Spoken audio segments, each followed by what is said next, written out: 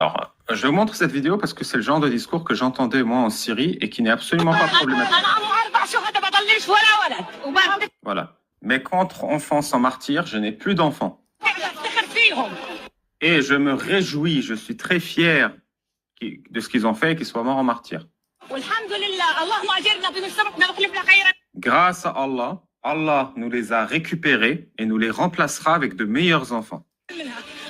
Non.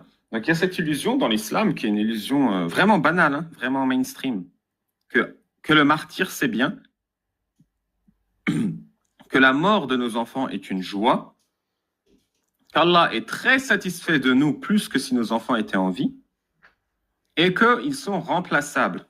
Donc ça c'est une illusion vraiment islamique et coranique. On a par exemple dans la sourate La Caverne, Dhul Qarnayn, je crois, ou je ne sais plus qui va buter un gosse. Non, je ne sais plus qui, c'était un pote de Moïse. Il bute un gosse. Et Moïse, il fait, mais pourquoi tu as fait ça? Et le gars, il fait, cet enfant, quand il aurait grandi, aurait mené ses parents dans la mécréance. Je l'ai donc pragmatisé pour qu'Allah donne à ses parents un enfant meilleur et pieux.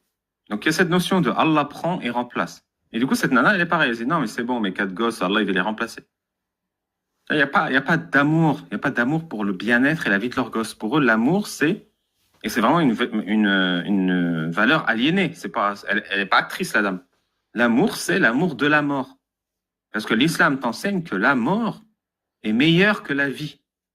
Et que mourir au combat, c'est meilleur que de vivre au combat. Et que de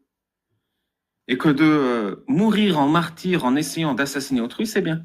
Même le prophète Mohammed, un jour, dans la Sira al-Nabawiyya, il y a un mec qui dit « Ô prophète, quel est le musulman préféré aux yeux d'Allah ?» Et Mohammed, il dit « C'est celui qui enlève son casque, son armure et court sur l'ennemi pour tuer et se faire tuer. Jusqu'à qu'il meure. » Ça, c'est le musulman préféré d'Allah. Le mec qui court à poil avec l'intention de crever.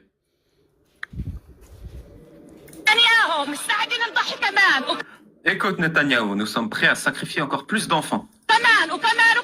Et encore d'enfants. Allah prend le sang et les âmes de nos enfants. Donc voilà, c'est un peu un rituel satanique où on sacrifie des êtres humains pour satisfaire la soif de sang d'Allah.